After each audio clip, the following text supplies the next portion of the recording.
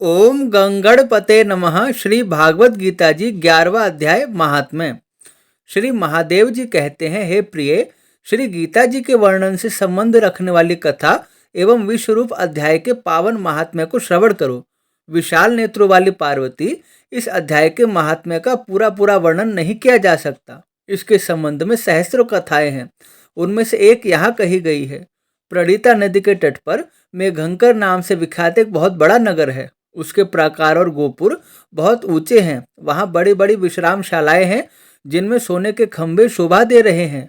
उस नगर में श्रीमान सुखी शांत सदाचारी तथा जितेंद्रिय मनुष्यों का निवास है। वहां हाथ में शारंग नामक धनुष धारण करने वाले जगदीश्वर भगवान श्री हरि विष्णु जी विराजमान हैं। वे परब्रह्म परमेश्वर के साकार स्वरूप है। संसार के नेत्रों को जीवन प्रदान करने वाले हैं।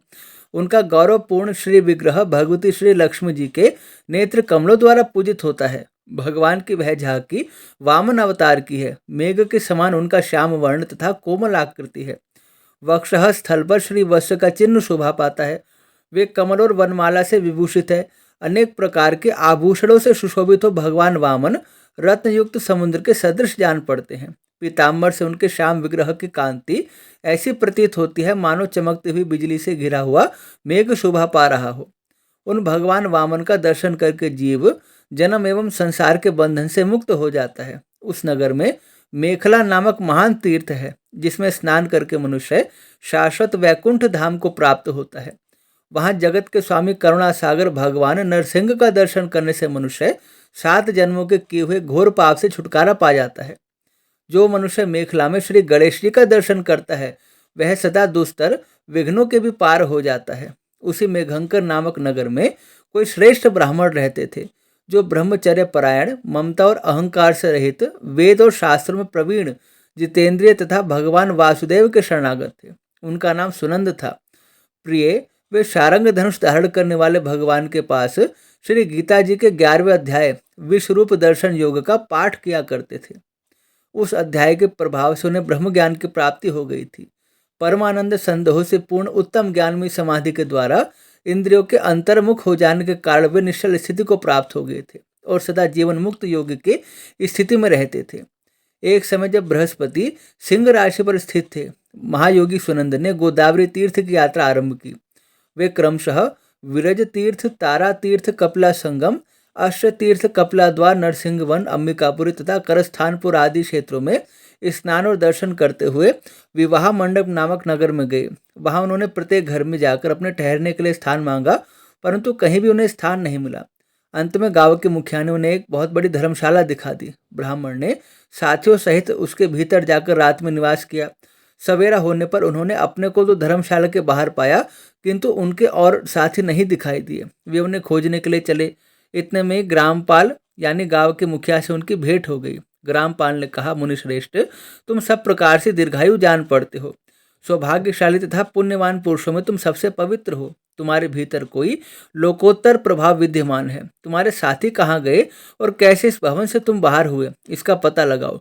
मैं तुम्हारे सामने इतना ही कहता हूँ कि तुम्हारे जैसा तपस्वी मुझे दूसरा नहीं दिखाई देता। हे विप्रवर, तुम्हें किस महामंत्र का ज्ञान है, किस विद्या का आश्रय लेते हो, किस देवता की तुम में दया है और तुम्हारे भीतर ऐसी अलौकिक शक्ति कैसे आ गई? भगवान कृपया करके इस गांव में रहो, मैं तुम्हारी सेवा करूंगा। यो कहकर ग्रामपाल ने मुनीश्वर सुनंद को अपने गांव में ठहरा लिया। वे दिन रात बड़ी भक्ति से उनकी सेवा करने लगा। जब 7-8 दिन बीत गए तब एक दिन प्रातः काल आकर बहुत दुखी हो महात्मा के सामने रोने लगा और बोला, हाय, आज रात में राक्षस ने मुझे भाग्यहीन के बेटे को चबा लिया। मेरा पुत्र बड़ा ही गुणवान और भक्तिमान था। ग्रामपाल के इस प्रकार कहने पर योगी सुनंद ने पूछा, कहाँ है वह राक्षस और किस प्रकार उसने तुम्हारे पुत्र का भक्षण किया है? ग्रामपाल बोला, हे ब्राह्मण, इस नगर में एक बड़ा भयंकर नरभक्षी राक्षस रहता है। वह प्रतिदिन आकर इस नगर के मनुष्य को खा लिया करता था। तब एक दिन समस्त नगरवासियों ने मिलकर उनसे प्रार्थना की, हे राक्षस, तुम हम सब लोगों की रक्षा करो। हम तुम्हारे लिए भोजन की व्यवस्था किए देते हैं। यहाँ बाहर के जो पथिक रात में आकर नींद लेने लगे उनको खा जाना। इस प्रकार नागरिक मनुष्यों ने गांव के मुझ मुखिया द्वारा इस धर्मशाला में भेजे हुए पथिकों को ही राक्षस का आहार निश्चित किया। अपने प्राणों की रक्षा के लिए उन्हें ऐसा करना पड़ा। तुम भी अन्य राहगीरों के साथ इस घर में आकर सोए थे, किंतु राक्षस ने उन सबको तो चबा लिया।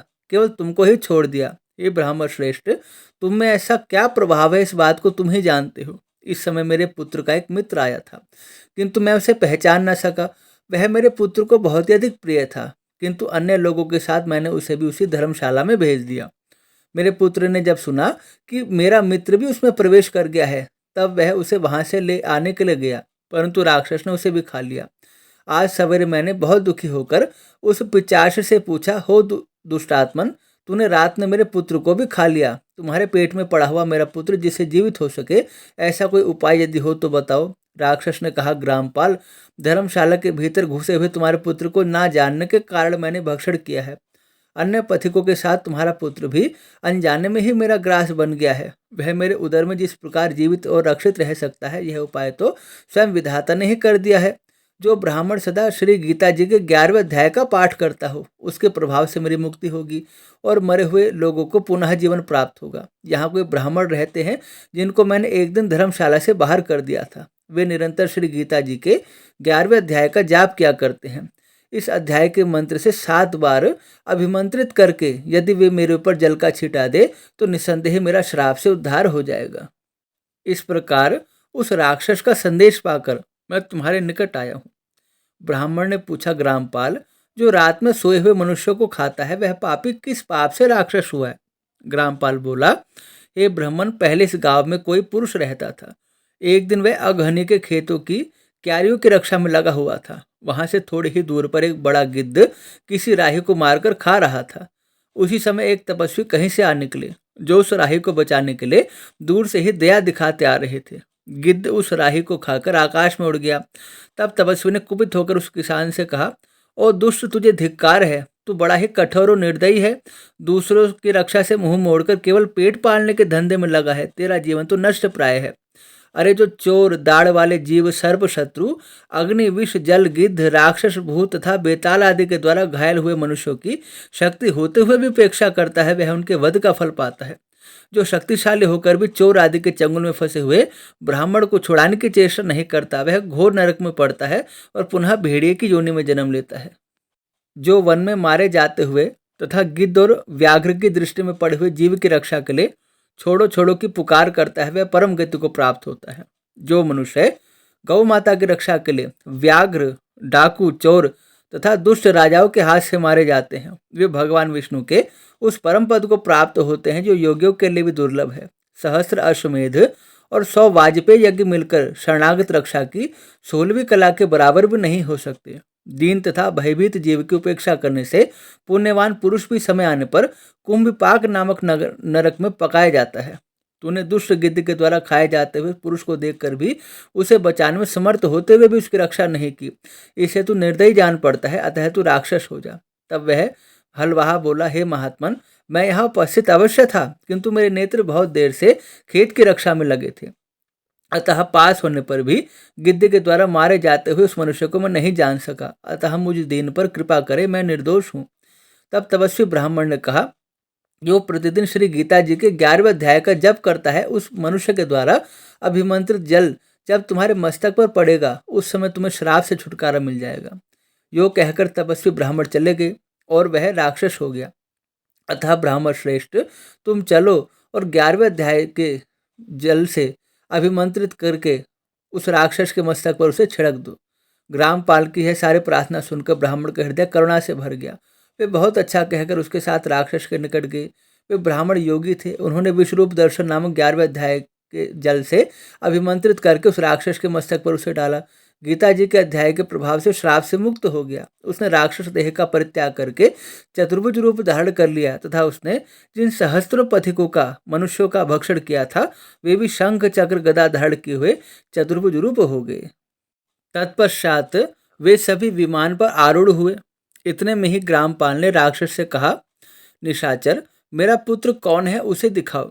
उसके यो कहने पर दिव्य बुद्धि वाले राक्षस ने कहा, ये जो तमाल के समान श्याम 4 भुजाओं वाले माणिक्य में मुकुट से सुशोभित तथा दिव्य मणियों के बने हुए कुंडलों से अलंकृत है, हार पहनने के कारण जिनके कंधे मनोहर प्रतीत होते हैं, जो सोने के भुजबंदों से विभूषित कमल के समान नेत्र वाले तथा दिव्य रूप वाले हाथ में कमल लिए हुए हैं और दिव्य विमान पर बैठकर देवत्व को प्राप्त हो चुके हैं, इन्हीं को अपना पुत्र समझो।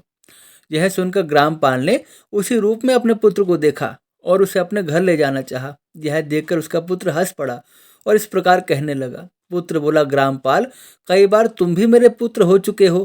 पहले मैं तुम्हारा पुत्र था, किंतु अब देवता हो गया हूँ। इन ब्राह्मण देवता के प्रसाद से वैकुंठ धाम को जाऊंगा। देखो, यह निशाचर भी चतुर्भुज रूप को प्राप्त हो गया। 11वें अध्याय के महात्म्य से यह सब लोगों के साथ श्री हरि के धाम को जा रहा है। अतः तुम भी इन ब्राह्मण देवता से श्री गीता जी के 11वें अध्याय का अध्ययन करो और निरंतर उसका जप करते रहो। इसमें संदेह नहीं कि तुम्हें भी उत्तम गति की प्राप्ति हो जाएगी। तात मनुष्यों के लिए साधु पुरुषों का संग सर्वथा दुर्लभ है, वह भी इस समय तुम्हें प्राप्त है। अतः अपना अभिष्ट सिद्ध करो। धन, भोग, दान, यज्ञ, तपस्या और पूर्त कर्मों से क्या लेना है। विश्वरूप अध्याय के पाठ से ही परम कल्याण की प्राप्ति हो जाती है। पूर्णानंद संधो स्वरूप श्री कृष्ण नामक ब्रह्म के मुख से कुरुक्षेत्र में अपने मित्र अर्जुन के प्रति जो अमृत में उपदेश निकला था, वही श्री विष्णु जी का परम तात्विक रूप है। तुम उसी का चिंतन करो।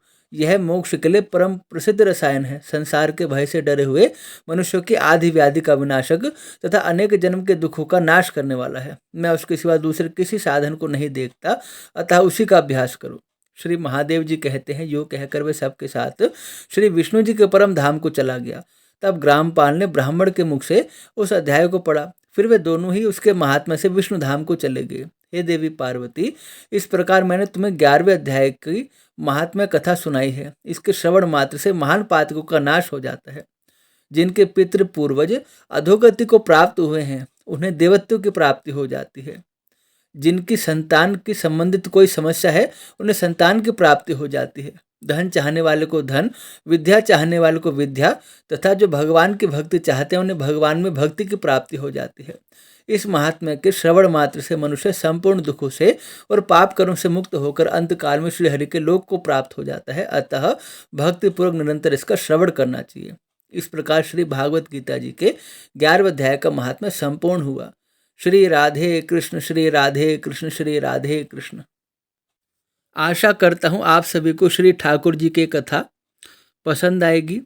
कृपया वीडियो को लाइक करें, अपने कमेंट में श्री राधे अवश्य लिखें, वीडियो को शेयर करें और हमारे चैनल को यदि आपने सब्सक्राइब नहीं किया है तो प्लीज़ सब्सक्राइब करके बेल आइकन प्रेस कर दीजिए, ताकि भविष्य में राशिफल, वास्तु, ज्योतिष तथा एस्ट्रो टिप्स सबसे पहले आपको प्राप्त हो सके। अभी आज्ञा दीजिए, पुनः उपस्थित होऊंगा नए विषय के साथ। आप सभी को जय श्री राम।